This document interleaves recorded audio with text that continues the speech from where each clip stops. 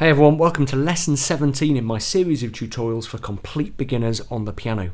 Now, as I always say at the start of the lessons in this series, if you're coming in completely new to the piano, you probably need to start with one of the earlier lessons, maybe even lesson 1 or lesson 2, because now we're moving past the basics and into more advanced territory. You'll find a link to the full series playlist in the description text right underneath this video window. Now, back in lesson 16 we were messing about with broken chords and exercises and things like that. So today it's time to have a look at a new piece that I've written for you. It's called Thursday Evening Blues and it introduces some important new ideas. Let's get going.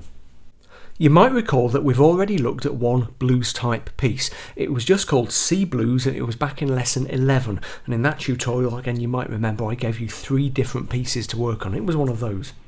Now, you should find Thursday Evening Blues a little bit more challenging than that, but still quite fun to play. As usual, you'll find the score in this lesson's PDF, and you can find a link to the download page for that PDF and in fact all the PDFs in the series again in the description text underneath this video. What I'm going to do now is play it through twice, once with the score on screen and once so that you can see my hands. So here we go. First of all with the score up, and as you can see we're in 4/4 time. That letter C at the start of the score, where the time signature would normally be, is just a short way of writing 4/4. The two get used interchangeably. Okay, here we go.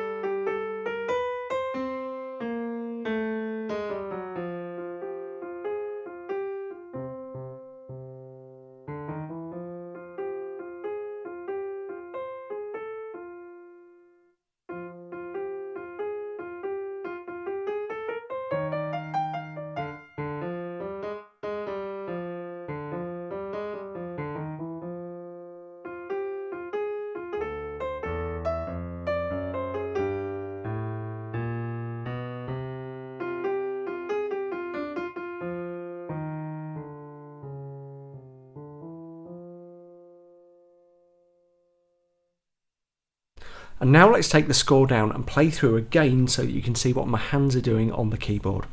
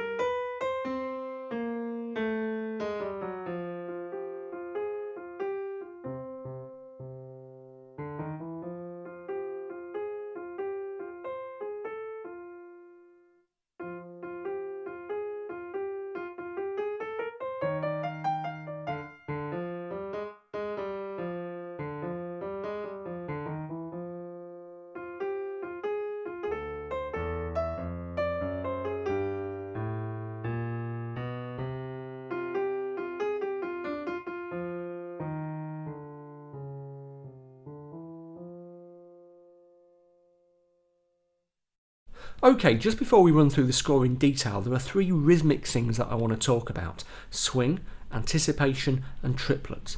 Now, swing and anticipation are very important in blues and jazz if that's the route that you're thinking of going down. But triplets are important across all music, yeah? You're going to come across triplets pretty regularly. But first of all, swing. Now, we first came across swing when we looked at C Blues in tutorial 11, but I want to dig into it in some more detail. If you see a swing indication, as we have here on Thursday Evening Blues, it means you basically change the rhythm of the written notes to give them a swinging, jazzy feel. In 4/4 time, as we are here, that usually means that the quavers, the 8th notes, are played alternately long and short. So if you see this, it would normally be played like this. But with a swing indication, something like this happens to it. Okay, now a swing indication in 4/4 time especially usually means that we're swinging the quavers, the eighth notes, but not the crotchets, the quarter notes. Yeah, any sort of rhythmic changes to the crotchets would, in a written score, usually be written in. That's not hard and fast, but it's how it tends to work. Sometimes you'll see swung notes written like this as alternating dotted quavers and semiquavers, dotted eighth notes and 16th notes.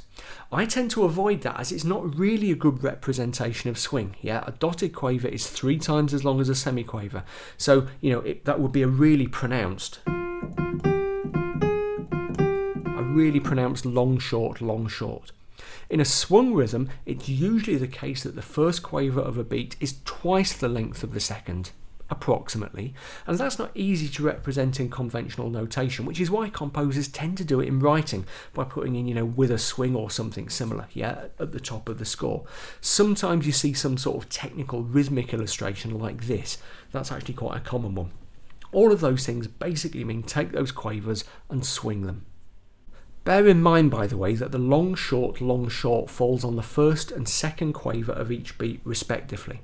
Sometimes, and this actually happens a couple of times in Thursday Evening Blues, you'll find that one of those quavers is actually a rest. If that happens and you've got a quaver followed by a quaver rest in one beat, the two are still swung. Yeah. So in this example, at the start of bar 11, the quaver that we can see after the rest is slightly shorter than a regular quaver, and the quaver rest is slightly longer. Don't get too hung up on that. It doesn't matter if you get it slightly wrong, and if you're playing with a good swing feel, there's a good chance that you're going to get it right automatically. Broadly, read any sort of swing marking as an indication that you have quite a bit of latitude to play around with the rhythm in a kind of jazzy way. Second is anticipation. Now, anticipation is very common in swung music like jazz and blues. It's just when a note or a chord comes in a little bit ahead of the beat where it's supposed to be. Now, you can see a couple of instances of anticipation in Thursday Evening Blues. For example, here in bars 9 and 10. Can you see how that C comes in slightly ahead of the start of the bar? And we get that sound by tying a quaver at the end of bar 9 to the main note in bar 10. Anticipation is pretty easy to spot, but sometimes it's a tiny bit awkward to play, which is why I'm mentioning it here. If you wanted to make this tune a bit swingier, by the way, you might well add anticipations in other places. Feel free to play around and see what you can come up with. Third, triplets. Now, triplets really are a big deal, as I said, because they appear in all kinds of music from classical through to pop, and there are several groups of triplets in Thursday Evening Blues. The first turns up in the left hand in bar 9. Can you see right at the end of that bar in the left hand we've got 3 quavers beamed together with a little 3 written right below them? That's a triplet. Basically, by adding the triplet marking, the little 3, we're saying that these 3 quavers occupy the space normally taken up by 2 quavers. Each is equally long, and in this context we're not adding any swing to them. You can see the effect really clearly in the right-hand part of bar 16, where we've got triplets on each beat. Yeah, let me just play that bar 16 and count it as well. 1, 2, 3, 4. Can you hear that? Can you hear how those triplets are working? 3 notes per beat. 1, 2, 3, 4.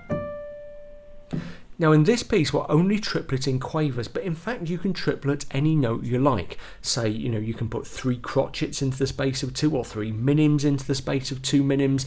You can even do fancy stuff like triplet a minim and a crotchet together into the space of a minim, but we'll leave that for now. The important thing is to grasp the basic concept. A triplet is most commonly 3 notes of equal value crammed into the space where 2 would normally be. Okay, so now let's do what we usually do in these tutorials and just walk through the score and pick out some other interesting odds and ends. This score you've got here is pretty much identical with the one in the PDF, except I've left out chord symbols which are included in the PDF version, but I'll just discuss those in a few minutes. Okay, don't worry about those for now. So here at the start is our common time marker. As I said, that's just interchangeable with 4/4. Whenever you see that, it just means we're in 4/4 time. You don't do anything anything different. It's just a kind of shorthand. The one thing I do want to talk about in a little bit of detail is the issue of grace notes, of crush notes as we sometimes call them in the context of jazz and blues. We came across these things a little bit when we were looking at minuet in G in tutorial 15, but in jazz and blues we tend to handle them slightly differently, and in particular if we've got a crush note, as we call them, going from a black to a white key, then usually we play them with the same finger, which would be kind of a big no-no in classical music, although it does happen sometimes. But usually, for example, in this one, we've got the A flat to the A. If you look at the playthrough, I landed on that A flat with my third and just slid to the A natural, okay, sliding from the black note to the white note. And that's absolutely fine. Not something you would typically be encouraged to do in classical music, but here it's absolutely fine. It's kind of part of the genre. So if you're not sure about how those crush notes, those grace notes are working, just have a look at my playthrough again with the score in front of you, yeah, and just see what I'm doing there. While we're on the subject of what we're doing with our fingers, you will see that I've put in quite a lot of fingering here. I really want you to take this fingering kind of with a pinch of salt and adapt it as you see fit, yeah? Legato is not a big deal in this style of music as it is in classical music. So how you use your fingers is very much more kind of up to you, yeah? You have a lot of freedom and a lot of latitude. As long as you're aiming for a good overall musical effect, it doesn't really matter what fingers you're using. Although do try to use kind of logical fingers, yeah? Try to have a sense of flow, a sense of logicality to the finger choices you make, but don't feel obliged to stick to the ones I've used here.